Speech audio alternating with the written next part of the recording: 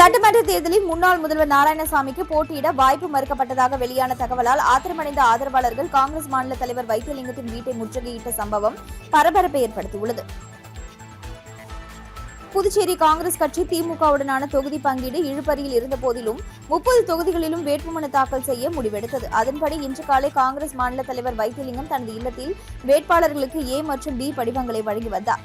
முன்னாள் முதல்வர் நாராயணசாமி நெல்லித்தோப்பு தொகுதியில் போட்டியிடுவார் என்று எதிர்பார்க்கப்பட்ட நிலையில் அவருக்கான படிவம் வழங்கப்படவில்லை என தெரிகிறது. இது நாராயணசாமியின் ஆதரவாளர்கள் மத்தியில் பெரும் கொந்தளிப்பை ஏற்படுத்தியது. தகவல் அறிந்த தொண்டர்கள் நாராயணசாமியின் இல்லத்திலிருந்து ஊர்வலமாக புறப்பட்டு பக்கத்து தெருவில் உள்ள வைத்தியலிங்கத்தின் வீட்டை முற்றுகையிட்டனர். கட்சிக்காக இரவு பகலாக உழைத்த ஒரு மூத்த தலைவருக்கு சீட் வழங்கவில்லை என்றால் இந்த கட்சி எப்படி உருப்படும் என கேள்வி எழுப்பிய அவர்கள் மாநில தலைவர் பதவியிலிருந்து வைத்தியலிங்கம் உடனடியாக விலக வேண்டும் என வலியுறுத்தி ஆவேசமாக முழக்கமிட்டு தர்ணாவில் ஈடுபட்டனர். நாராயணசாமிக்கு சீட் கிடைக்காமல் இருக்க திட்டமிட்ட உட்கட்சி சதி நடந்திருப்பதாக ஆதரவாளர்கள் குற்றம் சாட்டுகின்றனர். நெல்லித்தோப்பு தொகுதியை திமுக விடாப்பிடியாக கேட்பதாலும் அங்கு திமுகவின் ஓம் சக்தி சேகர் அல்லது கார்த்திகேயனுக்கு வாய்ப்பு வழங்கப்படலாம் என்பதாலும் நாராயணசாமி ஓரம் கட்டப்படுவதாக கூறப்படுகிறது. தமிழகத்தில் பெண்களுக்கு பாதுகாப்பு இல்லாத சூழல் நிலவுகிறது. ஆனால் புதுச்சேரியில் பெண்களுக்கு பாதுகாப்பு அதிகம் உள்ளது. அதனால்தான் நான் இன்று இங்கே வந்துள்ளேன் என பாஜக குஷ்பு தெரிவித்துள்ளார். புதுச்சேரி சட்டமன்ற தேர்தல் களம் இறுதிக்கட்டத்தை எட்டியுள்ள நிலையில் பாரதிய ஜனதா கட்சி சார்பில் ராஜ்பவன் தொகுதியில் போட்டியிடும் வேட்பாளர் ராமலிங்கத்தை ஆதரித்து நடிகை குஷ்பு இன்று தீவிர வாக்கு சேகரிப்பில் ஈடுபட்டார். இதன் பின்னர் செய்தியாளர்களிடம் பேசிய அவர், புதுச்சேரி மாநிலத்தில் தேசிய ஜனநாயக கூட்டணி மிகப்பெரிய வெற்றியை பெறும். தமிழகத்தில் பெண்களுக்கு பாதுகாப்பு இல்லாத சூழல் நிலவுகிறது. ஆனால் புதுச்சேரியில் பெண்களுக்கு பாதுகாப்பு அதிகம் உள்ளது. அதனால்தான் நான் இன்று இங்கே வந்துள்ளேன். வேட்பாளர் ராமலிங்கம் ஒரு வெற்றி வேட்பாளர். மத்தியில் ஆளும் பாஜக அரசு புதுச்சேரிக்கு எண்ணற்ற வளர்ச்சி திட்டங்களை கொடுத்துள்ளது. அதுவே எங்களின் வெற்றிக்கு அச்சாரமாக இருக்கும் என்று கூறினார். தமிழக வெற்றி கழக தலைவர் விஜய் எங்களுக்கு திமுக தான் போட்டி என்று கூறி வருவது குறித்து கேட்டதற்கு, யார் வேண்டுமானாலும் தன்னை ராஜா என்று சொல்லிக் கொள்ளலாம், அவர் அப்படித்தான் சொல்லி வருகிறார் என சுருக்கமாக பதிலளித்தார். என்ஆர் காங்கிரஸ் சார்பில் ஏனாம் தொகுதியில் போட்டியிட முன்னாள் அமைச்சர் மல்லாடி கிருஷ்ணாராவ் வேட்புமனு தாக்கல் செய்தார். தேசிய ஜனநாயக கூட்டணியில் ஏனாம் தொகுதி என்ஆர் காங்கிரஸ் கட்சி ஒதுக்கப்பட்டுள்ளது. இந்த தொகுதியில் முன்னாள் அமைச்சர் மல்லாடி கிருஷ்ணாராவ் வேட்பாளராக அறிவிக்கப்பட்டுள்ளார். இந்த நிலையில் வேட்புமனு தாக்கலுக்கு கடைசி நாளான இன்று முன்னாள் அமைச்சர் மல்லாடி கிருஷ்ணாராவ் என்ஆர் காங்கிரஸ் கட்சியினர் மற்றும் தனது ஆதரவாளர்கள் சுமார் 500க்கும் மேற்பட்டோர் உடன் ஊர்வலமாக வந்து வேட்புமனுவை தாக்கல் செய்தார். தேசிய ஜனநாயக கூட்டணியில் காமராஜர் நகர் தொகுதியில் போட்டியிட லட்சிய ஜனநாயக கட்சித் தலைவர் ஜோஸ் சார்லஸ் மார்டின் வேட்புமனு தாக்கல் செய்தார். தேசிய ஜனநாயக கூட்டணியில் புதுச்சேரி மாநிலத்தில் லட்சிய ஜனநாயக கட்சிக்கு 2 இடங்கள் ஒதுக்கப்பட்டுள்ளன. இதில் காமராஜர் நகர் தொகுதியில் லட்சிய ஜனநாயக கட்சியின் தலைவர் ஜோஸ் சார்லஸ் மார்டின் போட்டியிடுகிறார். இந்நிலையில் கடைசி நாளான இன்று Jose Charles Martin Manakula Vinayagar ஆலயத்தில் தனது வேட்புமனுவை வைத்து சிறப்பு பூஜை செய்து சுவாமி தரிசனம் செய்தார். அதனைத் தொடர்ந்து தனது கட்சியினருடன் ஊர்வலமாக வந்து தட்டாஞ்சாவடியில் உள்ள ஆதி திராவிட நலத்துறை அலுவலகத்தில் தனது குடும்பத்தினருடன் இணைந்து வேட்புமனுவை தாக்கல் செய்தார். அப்பொழுது லட்சிய ஜனநாயக கட்சியின் நிர்வாகிகள் உடனிருந்தனர். புதுச்சேரியில் கூட்டணி கட்சியான நேயம் மக்கள் கழகத்திற்கு உருளையன்பேட்டை மற்றும் தட்டாஞ்சாவடி ஆகிய 2 தொகுதிகள் ஒதுக்கப்பட்டுள்ளதாக தமிழக வெற்றி கழகம் அறிவித்துள்ளது.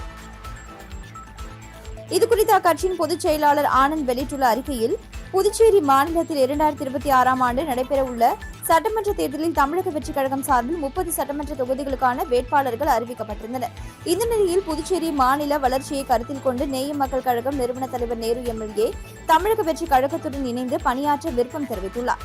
அதன் அடிப்படையில் தமிழக வெற்றி கழகம் சார்பில் அறிவிக்கப்பட்டுள்ள 30 சட்டமன்ற தொகுதிகளில் உருளையன்பேட்டை மற்றும் தட்டாஞ்சாவடி ஆகிய 2 சட்டமன்ற தொகுதிகள் கூட்டணியில் சேர்ந்துள்ள நேயம் மக்கள் கழகத்திற்கு ஒதுக்கப்பட்டுள்ளன என்பதை வெற்றி தலைவர் ஒப்புதலோடு தெரிவித்துக் கொள்கிறோம் என்று ஆனந்த் கூறியுள்ளார். தேசிய ஜனநாயக கூட்டணியில் அங்கம் வகிக்கும் அதிமுக மாநில செயலாளரும் உப்பளம் தொகுதி வேட்பாளருமான அன்பழகன் இன்று தனது வேட்புமனுவை தாக்கல் செய்தார். தேசிய ஜனநாயக கூட்டணி ஆட்சி அமைக்கும் பட்சத்தில் ஆட்சியில் பங்கு கேட்போம் என தெரிவித்தார். உள்ள 30 தொகுதி தேர்தலுக்கான வாக்குப்பதிவு வருகின்ற 9ஆம் தேதி நடைபெற உள்ளது. இதற்கான வேட்புமனு தாக்கல் கடந்த 16ஆம் தேதி தொடங்கி இன்றுடன் நிறைவடைகிறது. இந்த நிலையில் தேசிய ஜனநாயக கூட்டணியில் உப்பளம் தொகுதியில் போட்டியிடும் அதிமுக வேட்பாளர் அன்பழகன் இன்று தனது வேட்புமனுவை தாக்கல் செய்தார். இதற்காக தனது ஆதரவாளர்களுடன் ஊர்வலமாக வந்த அவர் புதுச்சேரி போக்குவரத்து துறை அலுவலகத்தில் உள்ள தேர்தல் நடத்தும் அதிகாரியிடம் தனது வேட்புமனுவை தாக்கல் செய்தார். பின்னர் செய்தியாளர்களை சந்தித்த அதிமுக வேட்பாளர் அன்பழகன், புதுச்சேரியில் போட்டியிடும் தேசிய ஜனநாயக கூட்டணி அமோக வெற்றி பெற்று ஆட்சி அமைக்கும் என்று உறுதிபட தெரிவித்தார். அப்படி ஆட்சி அமையும் பட்சத்தில் ஆட்சியில் அதிமுக பங்கு கேட்போம் என்று தெரிவித்த அவர், தேர்தல் இறுதி நாள் வரை கூட்டணியை முடிவு செய்ய முடியாதவர்கள் நாளை மக்களுக்கு என்ன செய்ய போகிறார்கள் என்று கேள்வி எழுப்பிய அன்பழகன், இவர்களுக்கு எல்லாம் மக்கள் இந்த தேர்தலில் சரியான பாடத்தை கற்றுக் கொடுப்பார்கள் என்று குறிப்பிட்டார். இதனிடையே உருளையன்பேட்டை தொகுதியில் அதிமுக சார்பில் முன்னாள் கழக துணை செயலாளர் காந்தி வேட்புமனு தாக்கல் செய்தார். திருப்புவனை சட்டமன்ற தொகுதியில் திராவிட முன்னேற்ற கழகம் சார்பில் அங்காளன் இன்று வேட்புமனு தாக்கல் செய்தார். திருப்புவனை சட்டமன்ற தொகுதியில் திராவிட முன்னேற்ற கழகம் வேட்பாளராக அங்காளன் இன்று வேட்புமனு தாக்கல் செய்தார். மேலும் திருப்புவனை சட்டமன்ற தொகுதியைச் சேர்ந்த அனைத்து நிலை நிர்வாகிகளுடனும் பேரணியாக புறப்பட்டு வில்லியனூர் துணை மாவட்ட ஆட்சியர் அலுவலகம் வந்தடைந்தனர். பின்னர் முக்கிய நிர்வாகிகளுடன் வில்லியனூர் துணை மாவட்ட ஆட்சியர் அலுவலகத்தில் தேர்தல் அதிகாரியிடம் தனது வேட்புமனுவை வழங்கினார். இதனைத் தொடர்ந்து வில்லியனூர் பகுதியில் அமைந்துள்ள அறிஞர் அண்ணாவின் திருவுருவ சிலைக்கு பேரணியாக சென்று தனது ஆதரவாளர்களுடன் மாலை அணிவித்து மரியாதை செலுத்தினார்.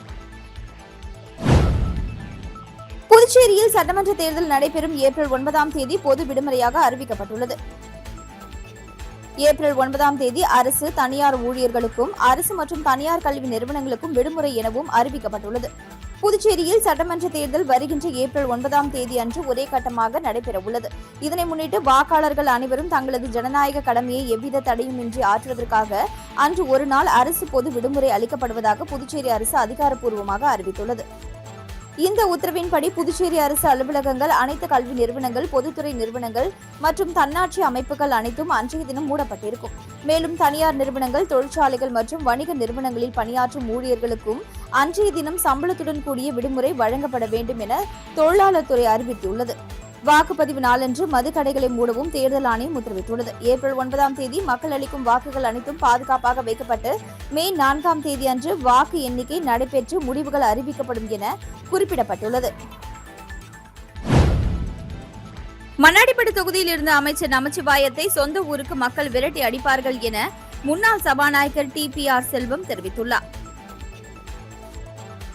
இந்தியா கூட்டணியில் தொகுதி பங்கீடு முழுமை பெறாத நிலையில் காங்கிரஸ் மற்றும் திமுகவினர் 30 தொகுதிகளிலும் தங்கள் கட்சி சார்பில் இன்று வேட்புமனு தாக்கல் செய்தனர்.